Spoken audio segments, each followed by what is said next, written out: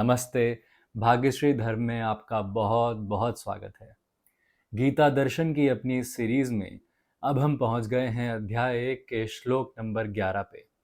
श्लोक नंबर 10 पे हमने ये जाना था कि कैसे दुर्योधन बताते हैं गुरु द्रोणाचार्य को कि उनकी सेना की रक्षा करने वाले खुद भीष्म पितामह हैं और पांडवों की सेना की रक्षा करने वाले तो मोटी बुद्धि के भीम हैं। दुर्योधन द्रोणाचार्य को और अपनी पूरी सेना को ये बताना चाहते हैं कि क्योंकि उनकी सेना पांडवों की सेना से उत्तम है, उनकी सेना में खुद भीष्म पितामह है, तो फिर पांडवों की सेना कहीं नहीं ठहरती।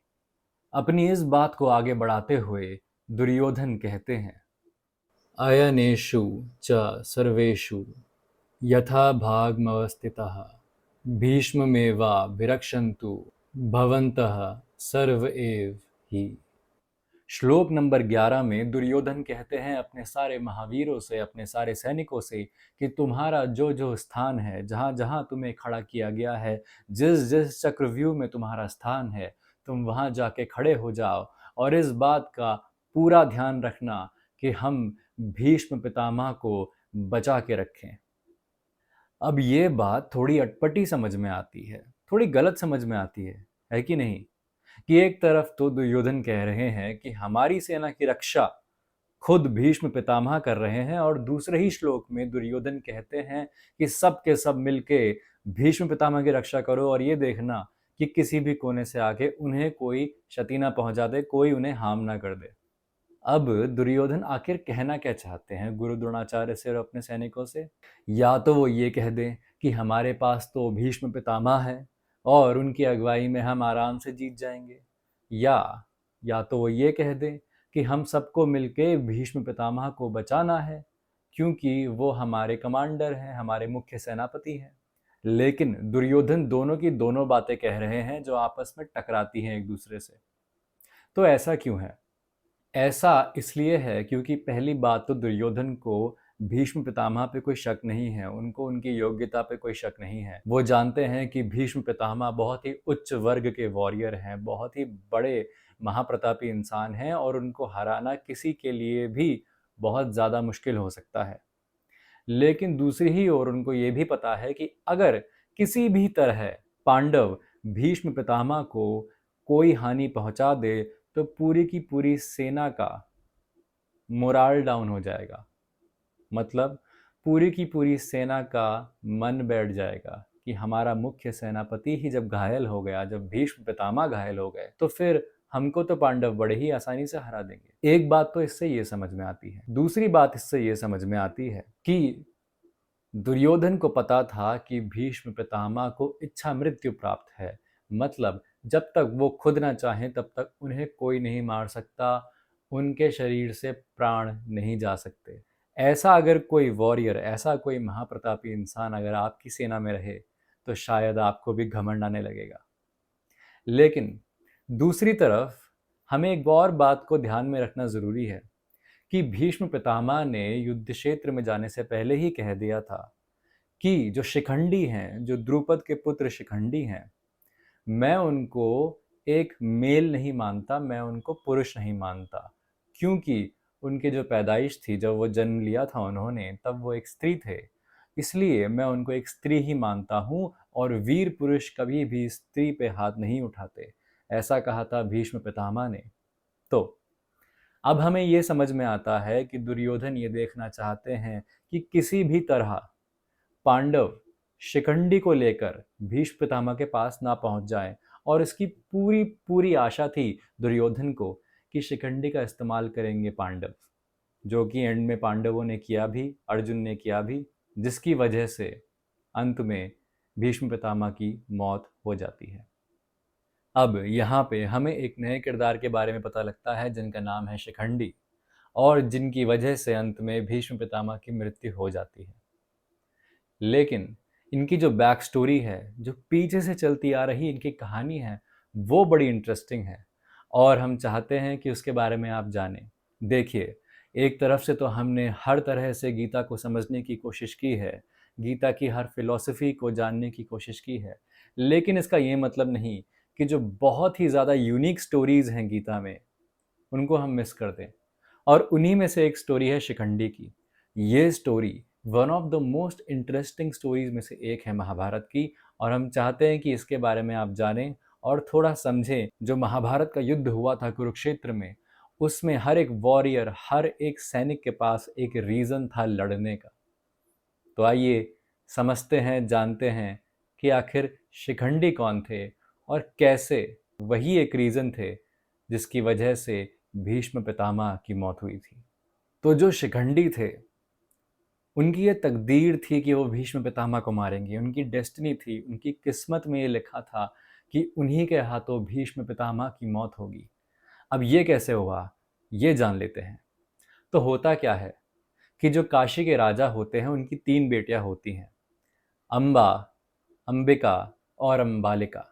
तो होता यूं है कि इनका जब स्वयंवर हो रहा होता है तो भीष्म पितामह वहां जाते हैं और इन्हें जीतकर अपने राज्य में ले आते हैं। किसके लिए?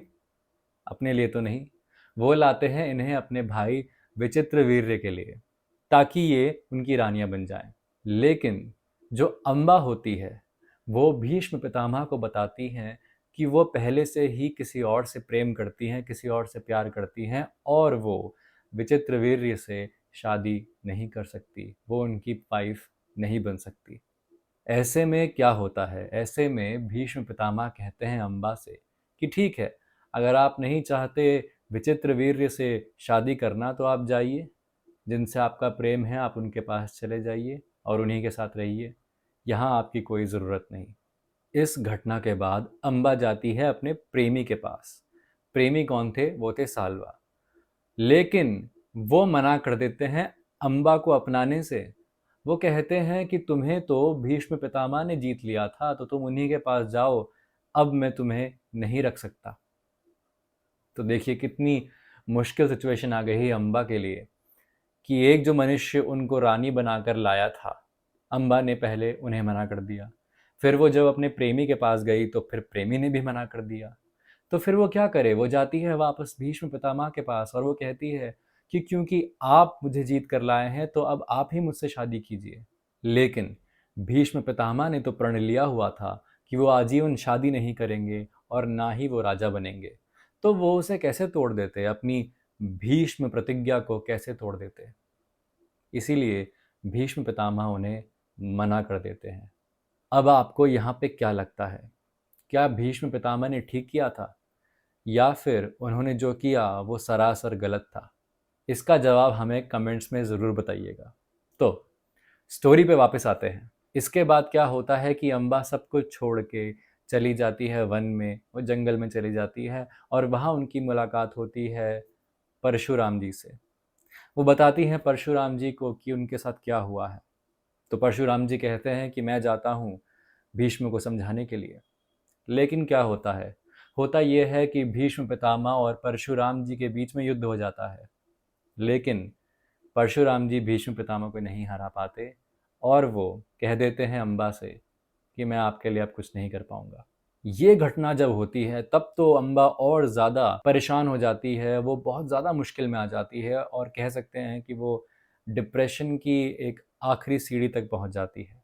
यहाँ पे उनको दर्शन देते हैं खुद शिव जी, और शिव जी उनसे पूछते हैं कि बताइए आपको क्या चाहिए। तो बस अम्बा वहाँ पे वही कहती है, वही मांगती है जो वो हमेशा से चाहती थी। वो कहती हैं, मैं चाहती हूँ रीज़न बनना, मैं चाहती हूँ कारण बनना भीष्म पितामह की मौत का। शिव जी हाँ कर देते हैं और कहते हैं कि जब तुम्हारा दोबारा जन्म होगा तब तुम भीष्म की मृत्यु का कारण बनोगी।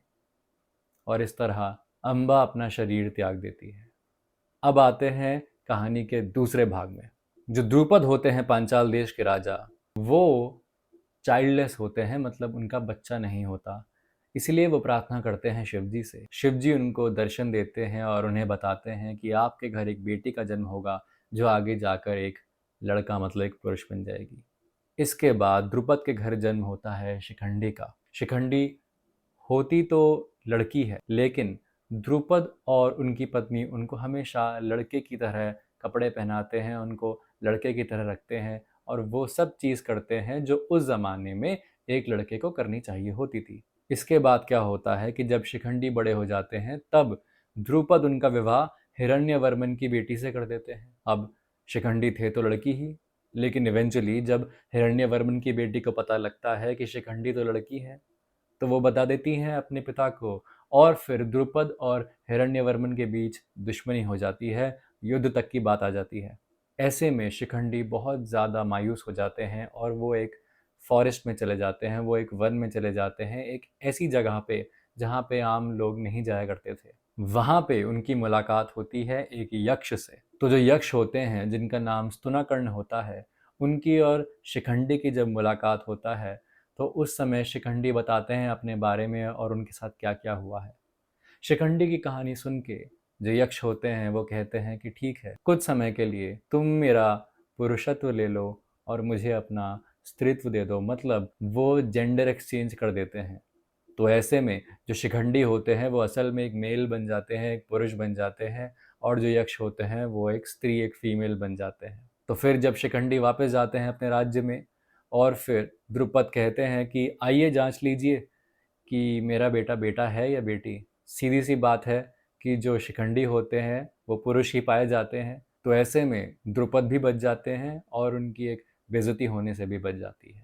अब आप देखिए कि कहाँ से स्टोरी चलती आ रही है और कैसे वो महाभारत में जाके लिंक होती है। यही बात पांडवों को पता रहती है और वो शिखंडी को भेजते हैं अर्जुन के साथ। मतलब जो शिखंडी होते हैं वो अर्जुन के आगे होते हैं और अर्जुन छिपे होते हैं शिखंडी के पीछे। तो फिर वो पहुंच जाते हैं किसी तरह सबको हराकर भीष्म पितामह के पास, और जब भीष्म पितामह के पास पहुंचते हैं तो उस समय शिखंडी के पीछे से अर्जुन बाण वर्षा कर देते हैं भीष्म पितामह के ऊपर। और क्योंकि शिखंडी आगे होता है तो भीष्म पितामह अपनी रक्षा नहीं कर पाते और वो सारे बाण भीष्म पितामह को लग जाते हैं, और इसके बाद धीरे धीरे भीष्म पितामह अपना प्राण खुद ही त्याग देते हैं। तो वैसे जो ये स्टोरी है शिखंडी की, वो तो हमने बहुत ही कम शब्दों में बहुत ही सीधे तरीके से आपको बता दी, लेकिन अगर आप खुद पढ़ेंगे इसके बारे में खुद जानेंगे, तो आपको ये रियलाइज़ होगा कि महाभारत जो है वो कितनी कॉम्प्लिकेटेड है।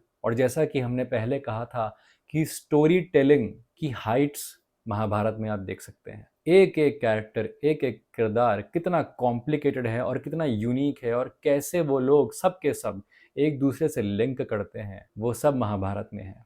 इसलिए मैंने पहले भी कहा था कि जो महाभारत है वो सीधी नहीं है, वो 2 और 2 4 नहीं है, वो इससे थोड़ा एक स्टेप आगे ही है। शिखंडी की कहानी जानने के बाद अब हम वापस आते हैं दुर्योधन के पास। दुर्योधन के बारे में इस समय हम जानते हैं कि उनका आत्मविश्वास थोड़ा सा डगमगाया हुआ है अभी भी, और अभी भी वो द्रोणाचार्य और बाकियों को ये विश्वास दिलाने की कोशिश कर रहे हैं कि हम जीत जाएंगे, डरिए मत, घबराइए मत, हमारे पास तो भीष्म पितामह है। लेकिन हमने अभी तक ये बात नहीं करी कि भीष्म पितामह के मन में क्या है, उनकी जो मनोदशा है वो क्या कहती है। क्या वो भी पांडवों से बुरी तरह गुस्सा हैं, उनके मन में भी पांडवों के लिए हेट्रेड है?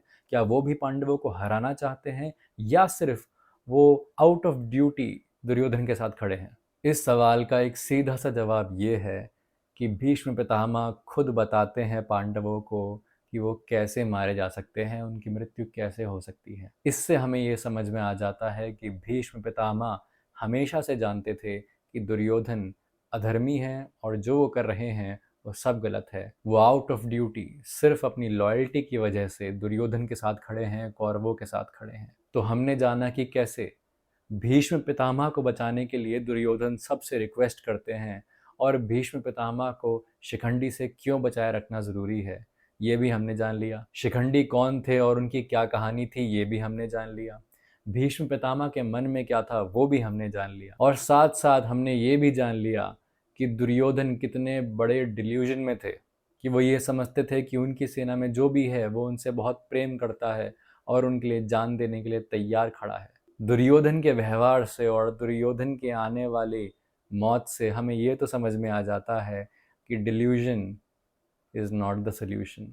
इसीलिए अपनी विवेकशील बुद्धि पे काम करना बहुत ज़रूरी है, ध्यान करना बहुत ज़रूरी है, अपनी प्राण शक्ति को बढ़ाने के लिए प्राणायाम करना बहुत ज़रूरी है, और जो अपनी सांसारिक इच्छाएं हैं उनको कंट्रोल में रखना बहुत ज़रूरी है। वरना दुर्योधन बनते बिल्कुल भी देर नहीं लगती, अपनी मौत खुद लिखने में देर नहीं लगती। तो दोस्तों, इसी बात के साथ हम विराम देते हैं श्लोक नंबर 11 को। अगर आपको कोई भी बात इस श्लोक में अच्छी लगी हो, आपको कोई भी प्रेरणा मिली हो, या फिर आप कोई सुझाव देना चाहते हैं या कोई अपने मन की बात शेयर करना चाहते हैं, तो कमेंट ज़रूर कीजिएगा और अपने दोस्तों, अपने परिवारजनों के साथ ये वीडियोस शेयर करते रहिएगा, ताकि हम सब गीता को एक नए ढंग से समझ पाएँ, एक सरल भाषा में समझ पाएँ। हमारे साथ जुड़े रहने के लिए मैं आप सबको धन्यवाद कहना चाहता हूँ। आशा है हमारा काम आपको यूं ही पसंद आता रहेगा।